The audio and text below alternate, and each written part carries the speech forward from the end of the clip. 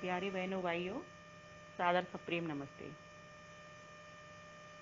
मैं विमलेश आर्या आपके बीच एक प्रश्न लेकर के आई हूँ। प्रश्न है भाई कृष्ण कुमार साहनी का। इनकी यह वेदना है, चिंता है। इन्होंने लिखा है, विमलेश बहन जी, सप्रेम नमस्ते आदरणीय विमलेश बहन जी, आपके विचार सुनने में बहुत अच्छे लगे, परंतु जिसके अनुसार समाजों में कार्य होना चाहिए वह नहीं हो पाता। वेद मंत्र की आज्ञा केवल सुनने के लिए रह जाती है। वर्तमान समय में इस वेद मंत्र का पालन करना व कराना तो सरकार के लिए उचित प्रतीत होता है। नंबर 2 पॉइंट लिखते हैं, आज आर्य समाज कुछ पुराने लोगों 50 वर्ष से अधिक के द्वारा आर्य समाज के नाम को गति देकर चला रहे हैं। नंबर 3, आर्य समाज का सदस्य जड़ है, इसलिए नए सदस्यों का आर्य समाज में जुड़ते रहना बहुत आवश्यक है, जिसमें कमी आना उचित नहीं है। आर्य समाज में नए सदस्यों का जुड़ना आदरणीय पुरोहित जी, आर्य सन्यासी जी, आर्य वानप्रस्थी जी, आर्य विद्वानों के सुझावों पर बहुत अधिक निर्भर करता है। आपका भाई कृष्ण कुमार साहनी। उत्तर, आदरणीय साहनी जी, सादर नमस्ते। यह चिंता का विषय कम, चिंतन कर अमल करने का विषय अधिक है। यह सिर्फ आपकी ही चिंता नहीं, सभी आर्यजनों की रहती है, किंतु आपने साझा की, इसके लिए आपको बहुत बहुत साधुवाद। आपने कहा सरकार की बात, तो धर्म का विस्तार या वेदों के प्रसार का कार्य सेकुलर सरकार का नहीं, बल्कि हम और आप जैसे लोगों के साथ संपूर्ण समाज का है। जब हम सब जुट जाएंगे तो सरकारें तो स्वतः ही पीछे पीछे दौड़ी आवेंगी। कुछ बिंदु। आर्य समाज की सदस्य संख्या इसलिए घट रही है क्योंकि नंबर 1, हम में से अधिकांश लोग कर्तव्य से बड़ा अधिकार को समझ बैठे हैं।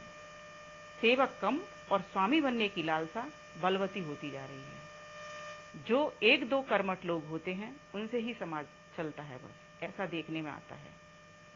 दूसरी बात, सभी चाहते हैं काम कोई और करे, नाम हमारा हो। तीसरा, संकुचित मानसिकता भी संख्या आगे बढ़ने नहीं देती।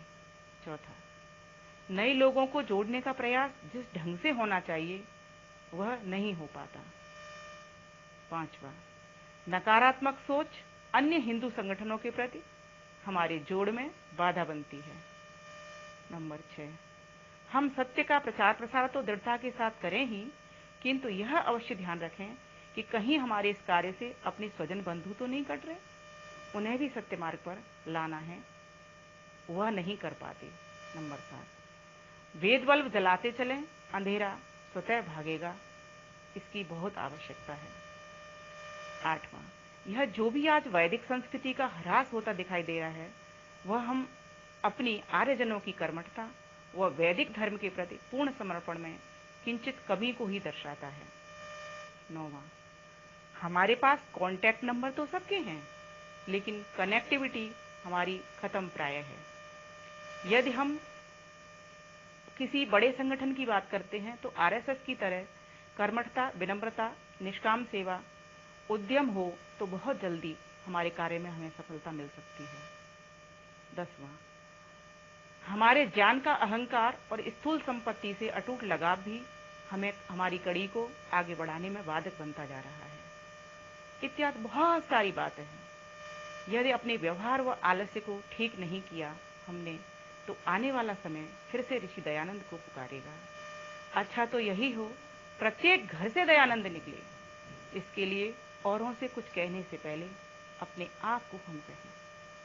हम सब ईमानदारी से अपना आत्मनिरीक्षण कर सपरिवार मंदिरों को भरना प्रारंभ करें।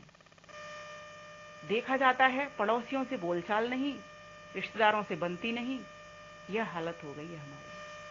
आत्मावलोकन करें कि मैं जिस वेद मार्ग पर चल रहा हूँ, क्या उसमें मेरी पत्नी, बच्चे, परिजन, पड़ोसी व नाते रिश्तेदार, मित्र, बंधु बांधव कितने सहयोगी हैं। यदि इसमें सुधार हो गया, यदि ये सब उस मार्ग पर चल पड़े, तो दुनिया की कोई समस्या रहेगी भी नहीं। ये मेरा मानना है। रास्ता हमें देखना है कि ये सब शीघ्र कैसे जुड़ सकते हैं। कुछ छोड़ना पड़ेगा तो कुछ जोड़ना पड़ेगा। सुधार, सुविचार, सुकर्म और समर्पण से तो हल निकल सकता है, अन्यथा खाली बैठे बैठे चिंतक का ठप्पा लगा रोने से काम नहीं चलेगा। अभी वक्त है इन विपरीत दिनों को मिलजुल कर मीटिंग कर हमें अनुकूल बनाना चाहिए और अनुकूल समय आने पर क्रियान्वित करना चाहिए। आपका धन्यवाद। पुनः नमस्ते। आपकी प्यारी बहन बिमलेश बंसल आर्य।